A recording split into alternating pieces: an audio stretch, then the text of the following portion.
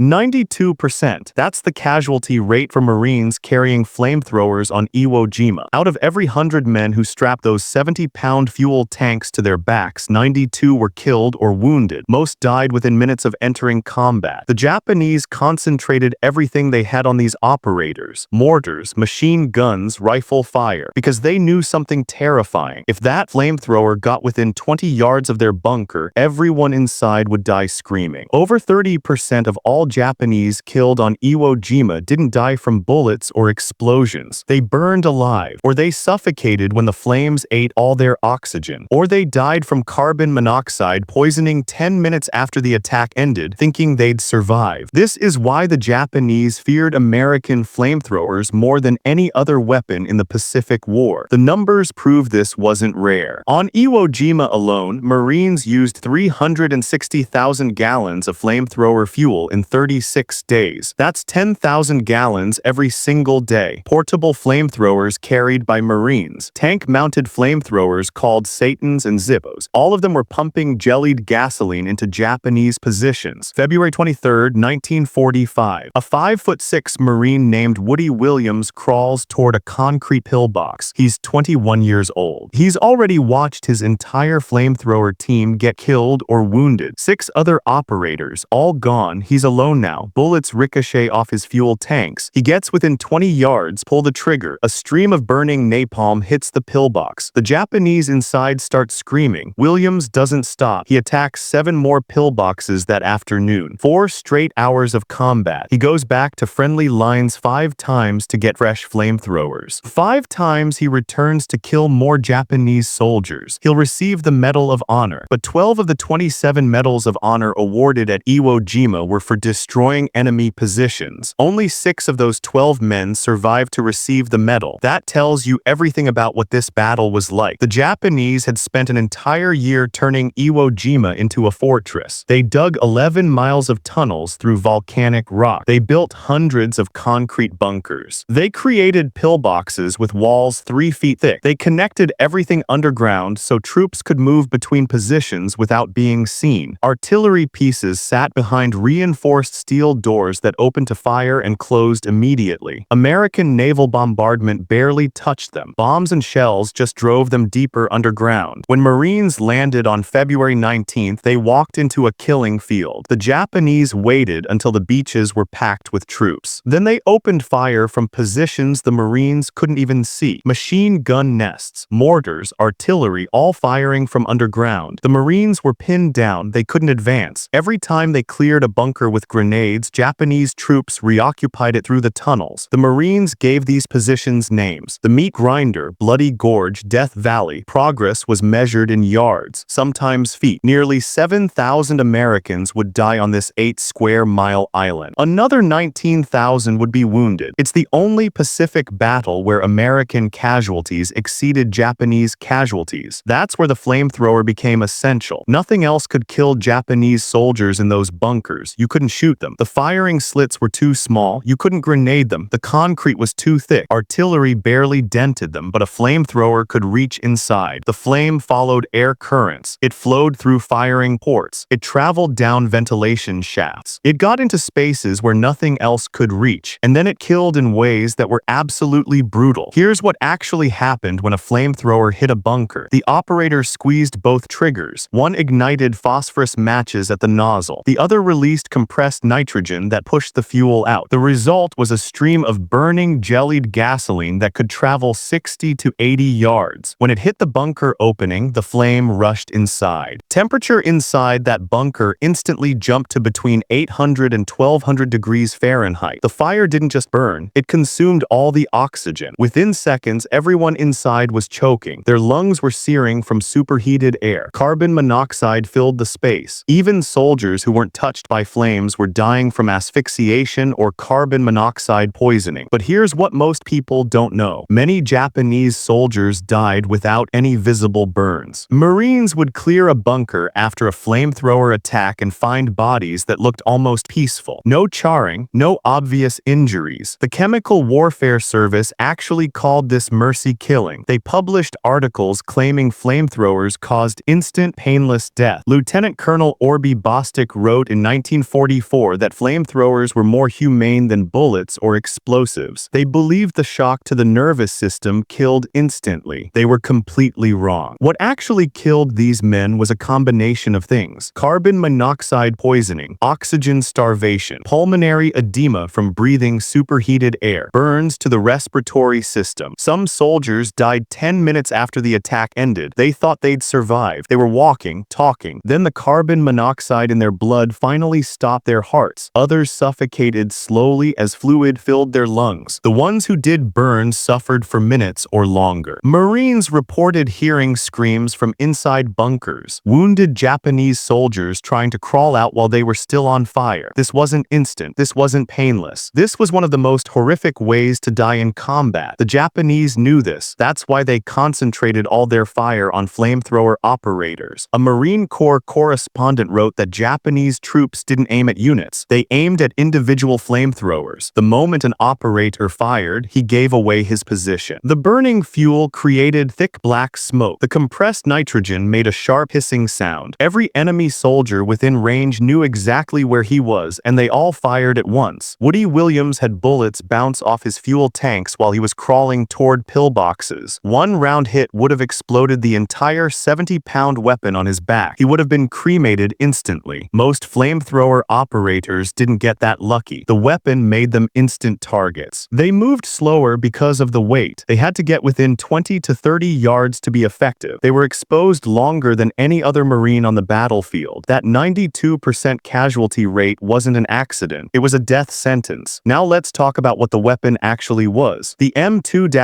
flamethrower that Marines used from 1944 onward had 3 tanks welded to a backpack frame. 2 larger tanks held 4.5 gallons of fuel. One smaller center tank held compressed nitrogen. The nitrogen was non-flammable. Earlier models used compressed air, which was more dangerous. The fuel was a mixture of diesel and gasoline. Just diesel was too heavy. The flame only traveled a few feet. Just gasoline was too thin. It didn't stick to targets. The mixture had to be perfect. Too much diesel and the weapon was useless. Too much gasoline and it exploded too easily. Marines spent months experimenting on Guadalcanal in early 1944 to get the ratio right. Then Harvard chemist Louis Fieser invented napalm on Valentine's Day, 1942. It was a combination of naphthenic and palmitic acids mixed with gasoline. This turned the fuel into a gel that stuck to everything it touched. It burned longer, it burned hotter, and it couldn't be wiped off. If napalm hit your skin, you were on fire until it burned through to bone. The wand that fired the weapon had 2 triggers. A cylinder at the front held 5 phosphorus matches for ignition. A trigger at the back released the fuel. Each flamethrower gave the operator about 10 seconds of total firing time, not continuous, just 10 total seconds across multiple bursts. Each burst lasted 2 or 3 seconds at most. That's all the fuel you had. You had to make every second count. You had to get close enough to hit the target. Fire long enough to fill the bunker with flame. Then get out before the return fire kills you. Most operators figured they had about 5 minutes of life expectancy once they entered combat. Williams lasted 4 hours because he kept moving. He never stayed in one place. He crawled between positions. He used terrain for cover. He attacked, moved, attacked again. And he had 4 Marines with him covering fire until they all got killed. Then he was alone. The first time Americans used flamethrowers in combat was Guadalcanal in January 1943. A team of engineers crawled within 25 yards of a Japanese beach installation. They hit 3 bunkers with liquid fire. The tactic worked perfectly, but it exposed a fatal flaw. Marines had to carry 60-pound weapons through jungles while being shot at. The tanks on their backs were massive targets. Japanese snipers learned to aim for the fuel tanks. One hit and the operator became a human torch. By Iwo Jima, the Japanese had 2 years of experience fighting flamethrowers. They knew the operators had to get close. They knew the weapon had limited fuel. They knew one bullet could kill the man and everyone near him, so they adjusted their tactics. They built bunkers with multiple firing ports facing different directions. They positioned machine guns to cover the approaches. They waited until the operator was committed to his attack. Then they opened fire from multiple positions simultaneously. The flamethrower operator had nowhere to go. He either completed his mission or died trying, usually both. But the Americans adapted too. They started using tank-mounted flamethrowers. The M for a 3 Sherman flamethrower tank. Marines called them Satans or Zippos or Ronsons because they lit every time. These tanks carried 300 gallons of napalm fuel. They could fire for much longer than portable units. The range was 60 to 80 yards with thickened fuel, and the tanks provided armor protection for the crew. The Japanese couldn't just shoot the operator anymore. They'd have to destroy the entire tank. On Iwo Jima, 8 Sherman flamethrower tanks landed on D-Day. They went into action on D+2. At first, commanders used them sparingly. They weren't sure how effective they'd be. That changed fast. One Marine unit tried to take a fortified position for 5 days. Infantry couldn't do it. Regular tanks couldn't do it. The artillery couldn't do it. Then flamethrower tanks showed up. They cleared the position in 6 hours with 4 loads of fuel. 6 hours versus 5 days. That's when commanders realized what they had. These tanks became the most valuable weapons system on Iwo Jima. They could park close to a cave entrance. A crewman would drag a hose the rest of the way. Then they'd pour flame directly into the opening. The fire would flow through the entire tunnel system. Everyone inside would die from burns, oxygen starvation, or carbon monoxide poisoning. Captain Frank Caldwell commanded a company in the 26th Marines. After the battle, he said the flame tank more than any other weapon won the fight for Iwo Jima. The psychological effect on Japanese troops was enormous. American tankers saw Japanese soldiers abandon positions they defended to the death against other weapons. Bunkers that held against infantry attacks for days would empty within minutes when flamethrower tanks approached. Some Japanese troops would run into the open rather than burn alive underground. That's how much they feared this weapon. One Marine commented that flamethrower tanks were the one weapon that made the Japanese leave their caves and run. Nothing else did that. Not bombs, not artillery, not regular tanks, just the flame tanks. The Japanese would rather face machine gun fire in the open than burn to death in their fortifications. That tells you everything about how terrifying these weapons were. The numbers from Okinawa were even more staggering. That campaign lasted 82 days. Flamethrower tanks conducted over 600 attacks. They used more than 200,000 gallons of napalm fuel. 200,000 gallons to burn Japanese soldiers out of caves, cliffs, and fortifications across southern Okinawa. The terrain there was perfect for defense. Steep ridges, dense vegetation, cave systems carved into coral rock. The Japanese had anchored their defense at Shuri Castle. They'd created a maze of bunkers, tunnels, and firing positions. American infantry couldn't break through. They tried for weeks. Casualties mounted. The advance stalled. Then flamethrower tanks and portable units attacked systematically. They burned every position, one by one, cave by cave, bunker by bunker. The Marines and Army units that fought there said the same thing as troops on Iwo Jima. Without flamethrowers, the battle would have taken months longer. Casualties would have been catastrophic. The weapon was brutal. It was horrifying, but it saved American lives by ending Japanese resistance faster. Now here's where it gets really dark. Japanese prisoners of war confirmed they feared napalm more than any other weapon, more than bombs, more than bullets, more than artillery. They told interrogators that the sound of a flamethrower made them want to run. The sight of flames approaching their position was more terrifying than anything else they'd faced. Some Japanese soldiers who surrendered said they did so specifically to avoid being burned alive. That's significant because Japanese troops almost never surrendered. Out of 22,000 Japanese soldiers on Iwo Jima, only 216 were taken prisoner. Most of those were unconscious or too badly wounded to resist. The rest fought to the death, but flamethrowers broke that resolve. The fear of burning was stronger than the code of Bushido, stronger than orders to fight to the last man, stronger than the shame of surrender. That's psychological warfare at its most effective. You're not just killing enemy soldiers, you're destroying their will to fight. American pilots in Korea reported the same thing years later. After dropping napalm on North Korean positions, they'd see troops waving white flags on their next pass. Scores of enemy soldiers would surrender to aircraft overhead rather than face more napalm. The pilots would radio ground forces and collect the prisoners. The demoralization effect was that powerful. But there's something else you need to understand. Flamethrower operators knew they'd probably be executed if captured. The Japanese considered them war criminals. Using fire weapons was seen as particularly brutal and dishonorable. Any flamethrower operator taken alive would be killed immediately, usually tortured first. Woody Williams Williams knew this. Every Marine with a flamethrower knew this. They strapped on those tanks anyway. They crawled toward enemy positions anyway. They fired those weapons anyway. Because they knew if they didn't, more Marines would die trying to take those bunkers with rifles and grenades. The flamethrower operator traded his life for his squad, for his platoon, for the mission. That's why 12 of the 27 medals of honor at Iwo Jima were for destroying enemy fortifications. That's why only 6 of those 12 men survived. These weren't soldiers firing from cover. These were men deliberately exposing themselves to concentrated enemy fire because that was the only way to complete the mission. And they did it knowing they probably wouldn't survive. Think about that for a second. You're 20 years old. You know there's a 92% chance you'll be killed or wounded. You know if you're captured, you'll be tortured and executed. You know you only have 10 seconds of fuel and 5 minutes of life expectancy. And you do it anyway, because your brothers need you to. Because without you, they'll die trying to clear that bunker the hard way. That's the reality of what these men faced every single day. The Japanese tried to counter flamethrowers. They built bunkers with multiple firing ports so they could hit operators from different angles. They positioned snipers specifically to target men with flamethrowers. They trained troops to rush out with bayonets when they saw the flames starting. Kill the operator before he can finish. That's what happened to Williams. Japanese soldiers came out of a pillbox with bayonets fixed. They were specifically hunting him. He'd been killing them all afternoon. They wanted him dead. He killed them first. Shot them or burned them. He doesn't remember which. 4 hours of combat does that. Your memory goes blank. You operate on instinct and fear. Williams said later he attributed his survival to fear. He was so terrified that his body went into automatic mode. He just kept moving, kept fighting, kept killing until there was nothing left to kill. The technical reasons flamethrowers worked so well against bunkers come down to physics. Fire needs oxygen to burn. A burning stream of napalm entering a confined space immediately consumes all available oxygen. The temperature spikes instantly. Carbon dioxide and carbon monoxide fill the space. Within seconds, everyone inside is experiencing multiple fatal conditions simultaneously. Their lungs are burning from superheated air. They can't breathe because there's no oxygen. They're being poisoned by carbon monoxide. And if the flame actually touches them, they're burning alive. There's no defense against this except to leave. Run out into the open where you'll probably get shot, or stay inside where you'll definitely die from fire, suffocation, or poison. Those are your only choices. Most Japanese soldiers chose to stay, to fight until the flame killed them. That's how dedicated they were, but some ran, and even the ones who stayed often screamed as they died. Marines outside could hear them. One Marine described his first time using a flamethrower. He said the napalm hit a target with a loud splattering noise. He felt the heat on his face. Black smoke rushed upward. He said the thought of frying someone to death was too gruesome to contemplate. He'd rather shoot them with bullets or kill them with shrapnel. But he learned quickly that the Japanese couldn't be routed from their bunkers without it. No other weapon worked, so he used it, and he learned to live with what it did. Another Marine talked about the sound the weapon made. The sharp hiss when compressed nitrogen is released. Every enemy soldier in range immediately knew where you were. Then you started getting hell from everyone. Mortars, machine guns, rifle fire, all concentrated on you, all trying to kill you before you could fire. The weapon gave you incredible killing power, but it also made you the biggest target on the battlefield. By war's end, the Seabees at Schofield Barracks had produced 226,000 gallons of flamethrower fuel just for tank-mounted systems. Each tank required 1,200 man-hours of labor to convert. 1,100 electrical connections had to be changed. 150 pounds of welding rod. 150 specially machined parts. All of this just to create a weapon that could project flame 80 yards into enemy fortifications. But it was worth it. The flame tanks had an enormous psychological impact on Japanese troops. Even American planners wanted to use them in the Korean War because they'd been so effective in the Pacific. The Pentagon didn't officially ban flame weapons until 1978, 33 years after World War II ended. They kept using them because they worked, because they broke enemy morale, because they saved American lives by ending resistance faster. Here's a number that really shows the scale. Over 30% of Japanese killed on Iwo Jima died from flamethrowers, not from the 26,000 Marines who landed with rifles, not from naval gunfire, not from artillery or airstrikes, from flamethrowers specifically. That's more than 6 6,000 men burned to death or suffocated or poisoned in their bunkers. 6,000 in 36 days, on an island 8 square miles in size. That's the density of killing that flamethrowers achieve. And the Japanese knew it was coming. They'd faced these weapons on Saipan, on Tinian, on Peleliu. They knew what flamethrowers could do. They built their defenses specifically to counter them. Multiple firing ports, reinforced positions, interconnected tunnels so troops could escape one bunker and fight from another. None of it mattered. The flamethrowers got them anyway, because fire goes where bullets can't. And once it's inside, there's nowhere to hide. The meat grinder on Iwo Jima killed 850 Marines just to capture one Japanese stronghold. 850 dead, not wounded, dead for one position. That's what the fighting was like before flamethrower tanks arrived in force. After they showed up, the calculus changed. Positions that held for days fell in hours. Bunkers that killed dozens of Marines were cleared with one tank and a few loads of fuel. The mathematics of warfare shifted. American casualties went down. Japanese casualties went up. The battle still took 36 days, still killed nearly 7,000 Americans, still wounded 19,000 more. But without flamethrowers, it would have been worse, much worse. Some estimates said the invasion of Japan itself would have cost 1 million American casualties, maybe more. The Battle of Okinawa showed what fighting for the home islands would look like. 49,000 American casualties in 82 days, 12,000 dead. The Japanese lost 90,000 soldiers. Civilian casualties reached possibly 150,000. That's for one island. Japan had thousands more that would need to be taken. Flamethrowers would have been essential for that invasion. The Japanese had fortified every beach, every city, every mountain. They had millions of soldiers and tens of millions of civilians ready to fight. Every one of them had been told that Americans would rape and murder them. That surrender meant torture and death. They believed it. They would have fought house to house, block by block, cave by cave, just like they did on Okinawa, just like they did on Iwo Jima. The casualties would have been apocalyptic. The atomic bombs ended that. Hiroshima and Nagasaki convinced the emperor to surrender. The invasion never happened, but if it had, flamethrowers would have been at the front of every assault, burning Japanese soldiers and civilians out of every fortification, every bunker, every cave, every building. The casualties would have dwarfed anything that happened in the Pacific War. That's what American planners expected. That's what they were prepared to do. So 92% of flamethrower operators on Iwo Jima became casualties. But now you know what that really means. It means 21-year-old Marines like Woody Williams strapped on 70-pound weapons that made them instant targets. It means they crawled under machine gun fire to get within 20 yards of enemy positions. It means they watched their entire teams die around them and kept fighting anyway. It means they pulled the trigger knowing the return fire would probably kill them. And they did it because their brothers needed them to. Because without flamethrowers, the bunkers couldn't be cleared. The advance couldn't continue. More Marines would die. These men traded their lives for the mission. 92 out of every 100 paid that price. The 12 Marines who earned medals of honor for destroying enemy fortifications knew the odds. Half of them died doing it. That's not heroism in the abstract. That's walking into certain death because it's the only way to save your unit. This tells us something important about how World War II was actually fought. It wasn't glorious. It wasn't honorable. It was industrial killing on a scale that's hard to imagine. The Japanese built fortresses underground. The Americans built weapons to burn them out. 30% of Japanese casualties on Iwo Jima died from fire, suffocation, or carbon monoxide poisoning. 6,000 men. Most died in bunkers they thought would protect them. Most died in agony. And the Americans kept doing it because it worked. Because it saved American lives. Because the alternative was sending Marines with rifles and grenades into those same bunkers where they'd all die anyway. War isn't about fair fights. It's about killing the enemy as efficiently as possible while preserving your own troops. Flamethrowers did that. They were brutal. They were terrifying. They were one of the most feared weapons in military history. But they ended battles faster. They saved American lives. And they broke enemy morale in ways that no other weapon could. Here's the number that says it all. By the time American forces invaded Okinawa, they were using over 200,000 gallons of napalm fuel in flamethrower attacks. 200,000 gallons. That's not counting napalm dropped from aircraft. That's just ground-based flamethrower units, tank-mounted and man-portable, all of them burning Japanese soldiers out of fortifications for 82 straight days. ways. The weapon had evolved from a novelty on Guadalcanal in 1943 to the primary tool for breaking Japanese defenses by 1945. 2 years. That's how long it took for flamethrowers to become absolutely essential to American victory in the Pacific. The Japanese feared them more than any other weapon. Prisoners confirmed it. Their tactics confirmed it. Their desperation to kill flamethrower operators confirmed it. This wasn't just another weapon. This was psychological warfare combined with maximum lethality. It destroyed the body and the will simultaneously. Thanks for watching. Next time we're covering why American bomber crews flying B-17 missions over Germany had a 1 in 4 chance of not completing their 25-mission tour. The numbers are just as brutal as what you heard today. The survival rates were worse than being a flamethrower operator in some cases. If you want more real World War II statistics that show what combat was actually like, hit that subscribe button. Drop a comment with which deadly role you want us to cover next. Tank crews, submarine sailors, paratroopers. There are a dozen more stories like this where the casualty rates will shock you. See you in the next one.